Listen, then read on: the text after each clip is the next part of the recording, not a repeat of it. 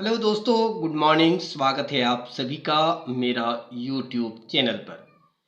दोस्तों आइए आज का इस वीडियो में हम लोग 10वीं कक्षा के उन विद्यार्थियों के लिए जो झारखंड के निवासी हैं और झारखंड द्वारा ली जाने वाली बोर्ड एग्जाम 2023 में सम्मिलित होने वाले हैं, उनके लिए आज हम अध्याय 3 टर्म 1 का बहुत ही महत्वपूर्ण बहुवैकल्पिक प्रश्न एवं उसका उत्तर लेकर के आया हूं।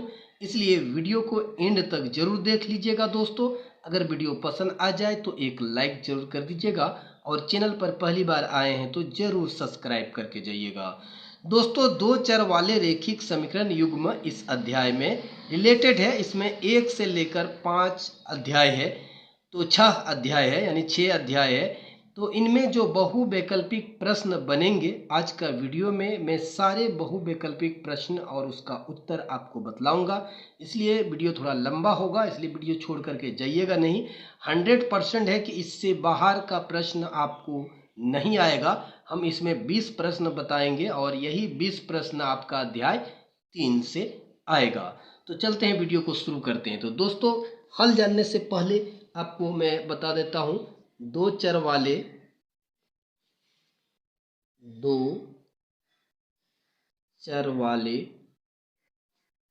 रैखिक समीकरण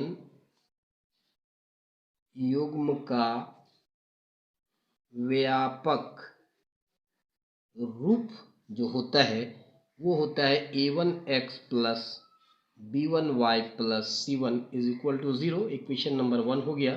और दूसरा हो गया a2x plus b2y plus c2 is equal to 0।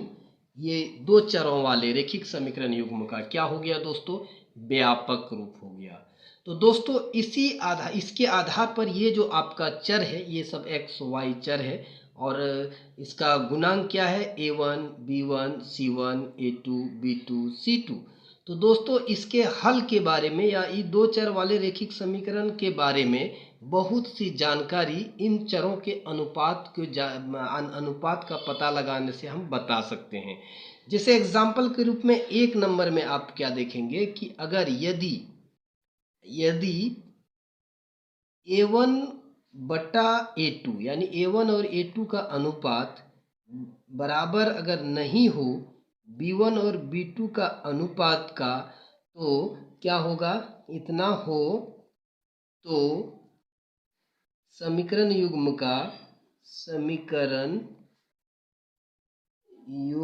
का अद्वितीय हल होगा।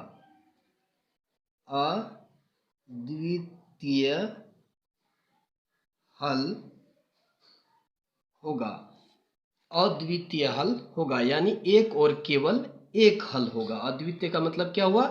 एक और केवल एक हल होगा। कब? जब a1 और a2 का अनुपात बराबर नहीं हो b1 बटा b2 का। दोस्तों, अगर ये दोनों बराबर होगा तब क्या होगा कि a1 बटा a2 का अनुपात, जो a1 a2 का अनुपात हुआ, और b1 और b2 का अनुपात अगर बराबर हो जाए, लेकिन c1 और c2 का अनुपात बराबर नहीं हो तो समीकरण युग्म का कोई हल नहीं होगा। कोई हल नहीं होगा। दोस्तों, 20 क्वेश्चन के लिए ये हम बता रहे हैं। ये अगर आप जो मैं अभी बता रहा हूँ इसको ध्यान से आप देखिए, इसको याद रखिए। 20 क्वेश्चन आप चुटकियों में हल कर लेंगे। आगे देखिए, ये आ गया। अब मान लीजिए कि आपका ये जो है, इसका जो यहाँ पर है a1 बटा a2 का अनुपात, ये तो कोई हल नहीं हुआ। तीसरा में कंडीशन ये हो सकता है कि a1 बटा a2 यानी ये दोनों का अनुपात, और b1 बटा b2 ये दोनों का अनुपात, और c1 बटा c2 का भी अनुपात अगर बराबर हो तो समीकरण युग्म का अनेक हल होगा। तो दोस्तों यहाँ पर हम क्या देख रहे हैं कि दो चर वाले रेखिक समीकरण युग्म का जो व्यापक रूप है, इसका गुणांकों के अनुपात देख करके हम ये पता लगा ले रहे हैं कि किसका एक अद्वितीय हल होगा, किसका कोई हल नहीं होगा और किसका अनेक हल होगा। दोस्तों अब जब इसका ग्राफ की बात आती है, अगर आप इसका ग्राफ खींचेंगे, ग्राफ अगर खींचते हैं, आलेख जिसको कहते हैं, तो इसका आलेख क्या होगा, एक प्रतिच्छेदी रेखा को निरूपित करेगा। एक प्रतिच्छेदी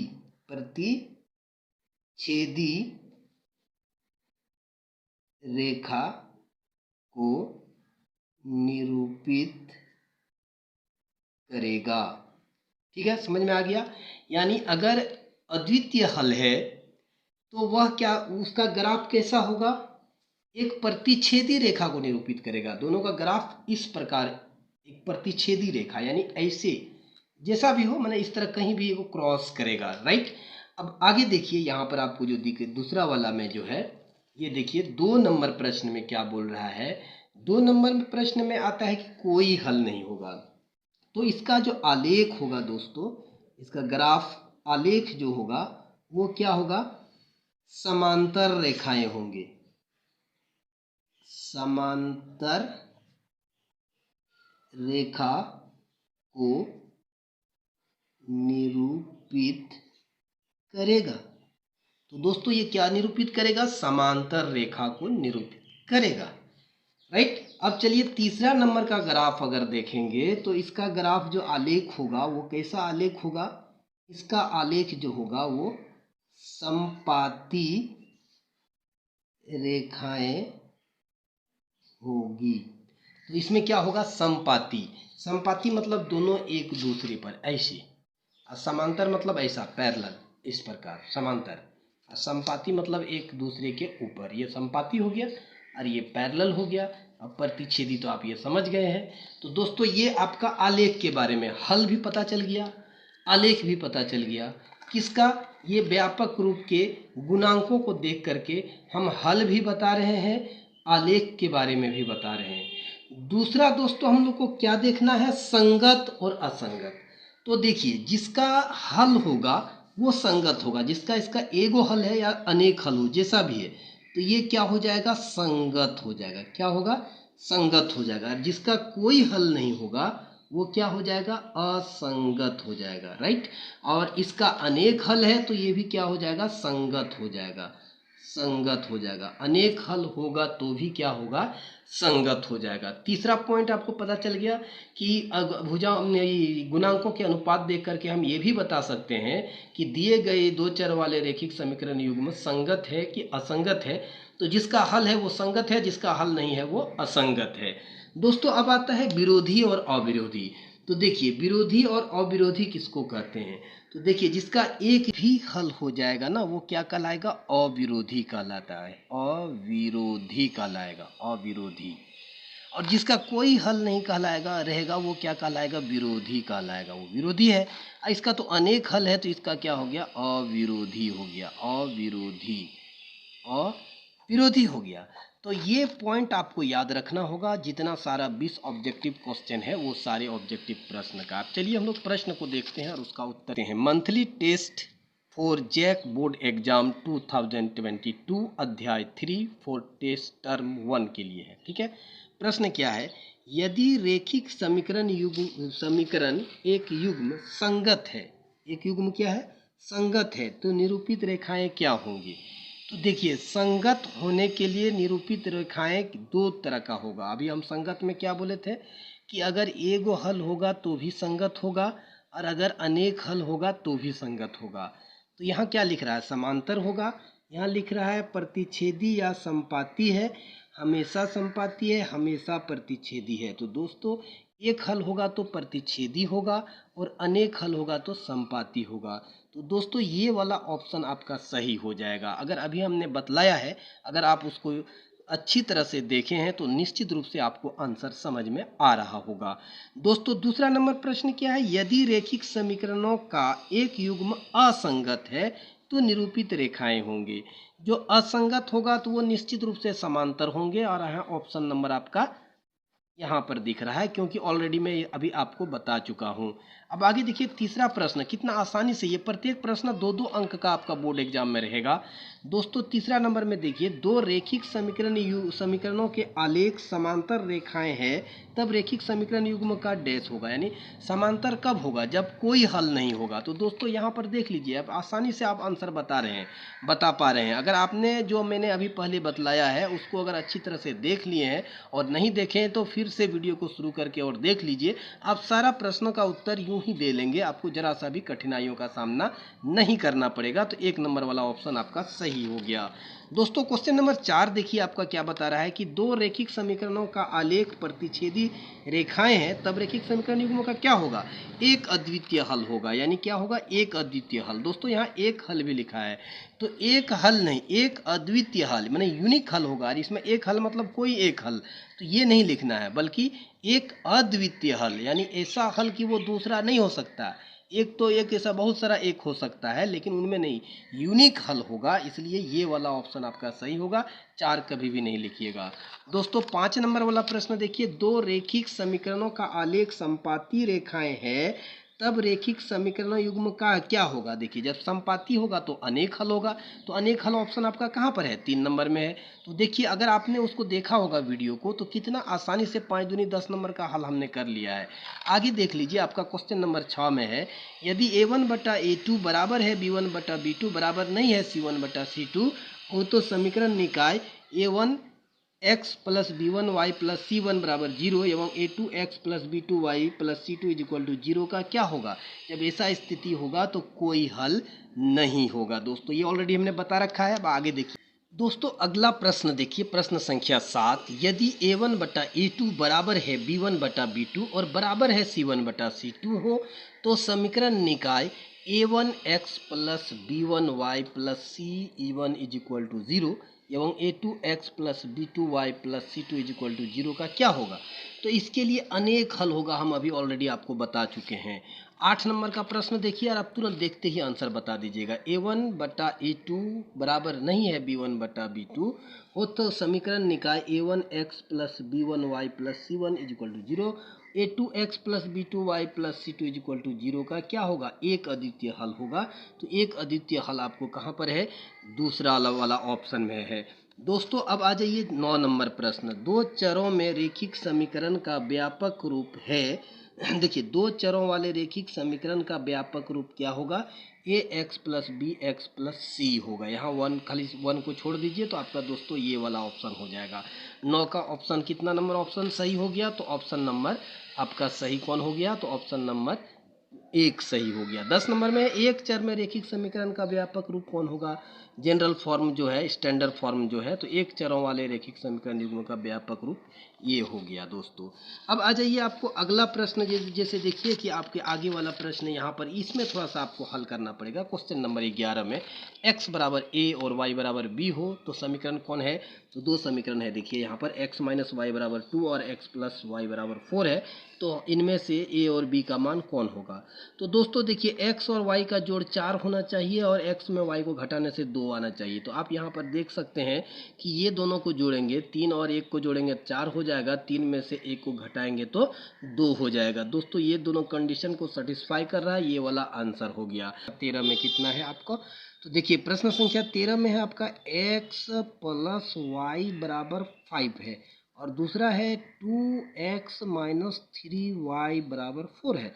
दोस्तों हम क्या करते हैं कि इसको हम 3 से गुना कर देते हैं, तो 3x प्लस 3y हो जाएगा और 5 तिया 15 हो जाएगा। इधर हो गया 2x माइनस 3y बराबर कितना हो गया? 4 हो गया। दोस्तों आप क्या करेंगे? एडिंग कर देंगे, जोड़ देंगे दोनों को। जोड़ने पर ये और ये कैंसिल हो जाएगा, 3 2 5 x हो गया और यहाँ कितना हो जाएगा? ये 19 हो जाएगा। तो x का मान कितना हो गया दोस्तों? 19/x हो 19/5 हो गया। तो 19/5 देखिए इसमें भी है, इसमें भी है, दो गो में है। अब एक और हमको हल निकालना है, x बराबर इतना हो गया। समीकरण 1 से आप निकाल दीजिए, समीकरण 1 से अब y का मान निकाल लीजिएगा। x का वैल्यू आपका 19/5 आ गया ना, प्लस y बराबर 5 हो गया। अब आगे देख लीजिए, आप इसको क्या कीजिएगा? तो इसको आगे आप दिस इंप्लाइज दैट आप y बराबर कितना कीजिए? ये 5 माइनस 19/5 है दोस्तों। यहाँ नीचे 1 दे करके एलसीएम ले लीजिए तो 5 हो गया, 25 माइनस 19 हो गया। तो दोस्तों कितना बचेगा? 6/5 बचेगा। तो ये कितना आ गया? 6/5 आ गया प्लस में। तो दोस्तों 6/5 यहाँ पर है, यानी x बराबर 19/5 आया और y बराबर 6/5 आया। तो दोस्तों ऑप्शन नंबर 1 आपका सही हो गया। अगला प्रश्न देखिए, आपका 14 नंबर में है, x और y चरों वाले व्यापक रैखिक समीकरण का रूप होता है। अभी हमने बतलाया आपको कौन सा रूप होता है, ये वाला रूप होगा। यहाँ आपको खाली जगह में उसको भर देना है। दोनों तरह का प्रश्न होगा, मल्टी चॉइस प्रश्न होगा कुछ, और कुछ आपको खाली स्थान वाला प्रश्न होगा, जो आपको जैक बोर्ड एग्जाम में प्रश्न पूछा जाएगा उसमें। दोस्तों देखिए, अब अगला प्रश्न आप देख लीजिए, आगे वाला प्रश्न यहाँ पर है। ये देखिए प्रश्न अगले का प्रश्न है। तो प्रश्न 15 में क्या है, जब a1/a2 बराबर नहीं है b1/b2 तो हमें डैश हल प्राप्त होता है। इसके लिए क्या प्राप्त होगा? अद्वितीय हल प्राप्त होगा, बता चुके हैं अभी। 16 नंबर में क्या है, जब a1/a2 बराबर होगा b1/b2 बराबर होगा c1/c2 हो तो हमें डैश हल प्राप्त होगा। क्या होगा? अनेक हल प्राप्त होगा। यहाँ खाली जगह पर अनेक हल लिखना पड़ेगा। अगर पहले हम जो शुरू में बताए हैं, अगर आप उनको जानकारी है तो 3 प्रश्न छोड़ करके बाकी प्रश्न आप मुंजबानी बना सकते हैं। और ये बहुत इंपॉर्टेंट प्रश्न है और इसको आपको पूछा जाएगा प्रश्न के रूप में। दोस्तों 17 नंबर में है कि a1/a2 बराबर है b1/b2 और बराबर नहीं है c1/c2 तो हमें कोई हल नहीं प्राप्त होगा। दोस्तों ये वाला आपका सही हो गया। 18 नंबर में प्रश्न में क्या है, रैखिक समीकरण युग्म जिसका कोई हल नहीं है, नहीं होता डैश कहलाता है। जिसका कोई हल नहीं होगा वो क्या कहलाएगा? असंगत कहलाएगा। जिसका हल होगा वो संगत होगा, जिसका हल नहीं होगा तो असंगत होगा, यहाँ भरा जाएगा। 19 नंबर में देखिए, रैखिक समीकरण युग्म जिसका हल होता है, तो जिसका हल होता है वो क्या कहलाता है? संगत युग्म कहलाता है, चाहे वो एक होगा या अनेक होगा। लास्ट क्वेश्चन देखिए दोस्तों, आज का वीडियो का अंतिम प्रश्न है, रैखिक समीकरण युग्म जिसका हल होता है क्या कहलाता है? विरोधी या अविरोधी? जिसका हल होगा वो अविरोधी कहलाएगा, जिसका हल नहीं होगा वो क्या कहलाएगा? विरोधी होगा। तो दोस्तों ये था इम्पोर्टेंट प्रश्न, 20 इम्पोर्टेंट प्रश्न जो झारखंड बोर्ड परीक्षा 2023 के लिए 10 क्लास के विद्यार्थियों के लिए बहुत इंपॉर्टेंट था। तो दोस्तों वीडियो कैसा लगा कमेंट सेक्शन पर जरूर लिख दीजिएगा। अगर वीडियो आपको पसंद आ गया हो, लाइक करना अगर भूल गए हैं तो जल्दी से लाइक कीजिए, चैनल को सब्सक्राइब कीजिए। हमें दीजिए इजाज़त, फिर मिलेंगे अगले वीडियो में। तब तक के लिए आप सभी मेरे प्यारे बच्चों और दोस्तों को मैं दिल से धन्यवाद देता हूँ। जय हिंद।